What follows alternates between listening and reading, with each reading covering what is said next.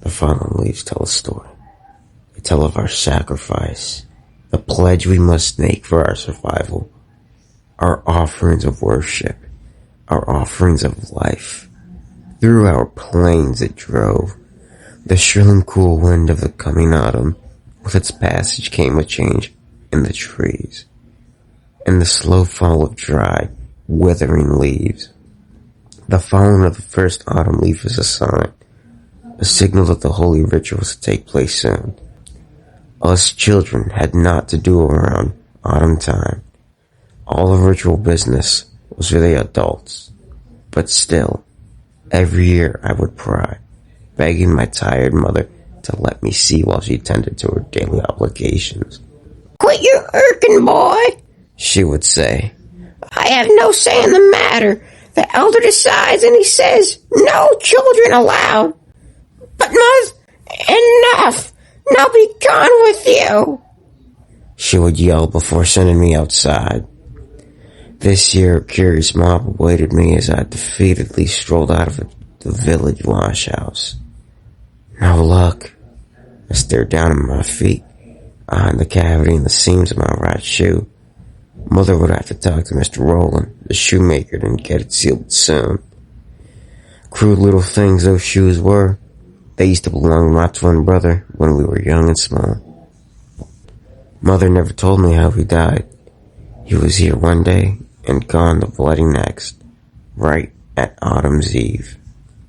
The other kids looked to me, sharing my expression of defeat. All aside from young Briar, whose face lit up with a dangerous, yet tempting realization. He leashed his excitement and spoke to the group in a hushed tone.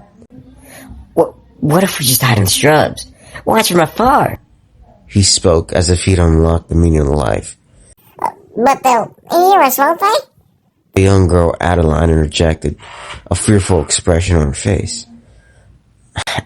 Not if we're careful. Briar's face contorted into a wide grin. This wasn't the typical fleeting ideas of a child. This was a morbid curiosity that would do anything to be satiated. In the end, young Briar, myself, and 3 others agreed to watch the proceeding.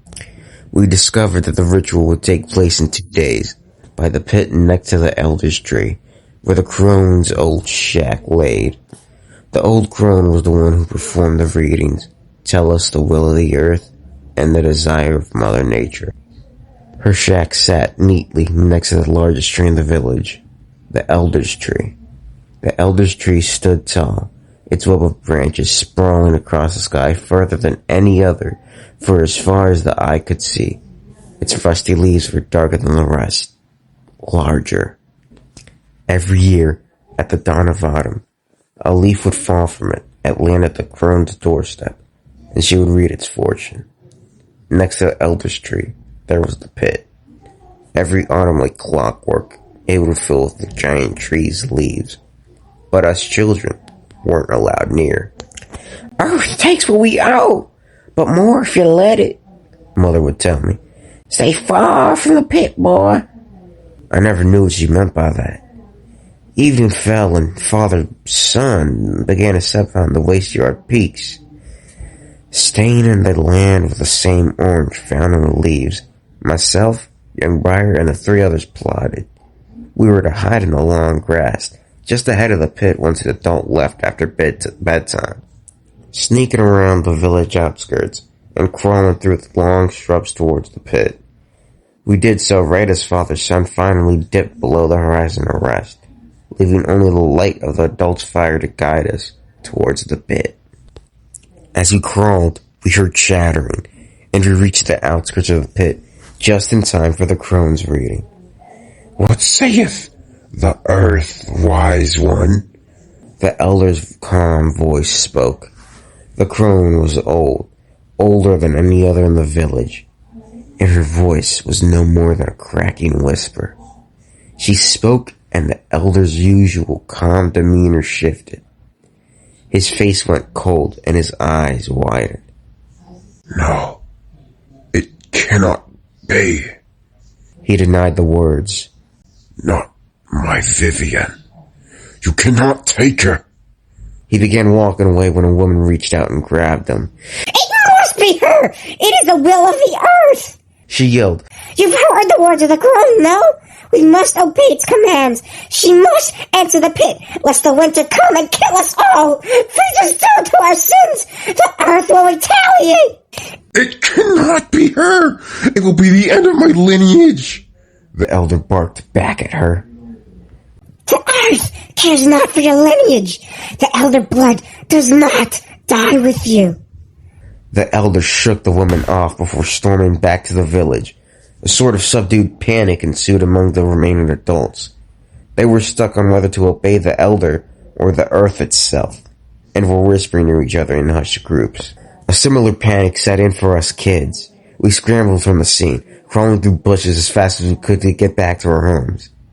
I awoke the next morning with a hopeful prayer that last night's events were simply a dream. But those hopes are crushed, as when I stepped outside and my bare feet crunched on bitter cold frost, the earth never lies.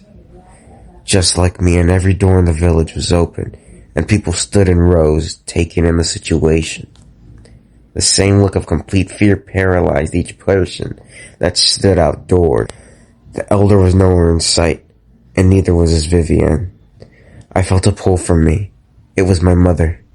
Get inside, boy, and under the bed till I tell you to come out. Her typical scalding substituted for some reason. For genuine concern, it was for my safety, and of course I didn't hesitate. I scrambled, struggling to run faster and faster, sliding under the bed and pulling my woven blanket onto the side, shielding myself from the outside world. The screams were piercing, and at some point, I began crying.